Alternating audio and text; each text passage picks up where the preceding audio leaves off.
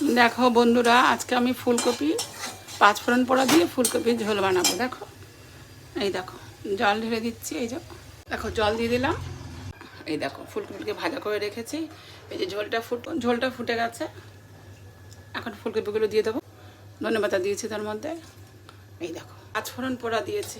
এবার পাঁচফোড়ন পোড়া দিয়ে ঝোল খেয়ে দেখো, ঘি গরম মশলা দিয়ে ধনেপাতা আদা টাদা সব দিয়ে পেঁয়াজ রসুন ছাড়া ফুলকপি। দেখো ফুটবে, একটু ফুটলেই হয়ে যাবে। সব ভাজা আছে, দেখবে তোমার টেস্ট করে দেখাবো। পেঁয়াজ রসুন ছাড়া ফুলকপি রান্না করলাম। আদা জিরে ধনে গরম মশলা লঙ্কা ঘি তেজপাতা, জিরে তেজপাতা ধনে তেজপাতা পাঁচফোড়ন পোড়া দিলাম, ফোড়নে দিলাম। পাঁচফোড়নের ফুলকপি রান্না। দেখো বন্ধু, পালং শাকের তরকারি আর ফুলকপির ঝোল, আলু ফুলকপির ঝোল আর টমেটোর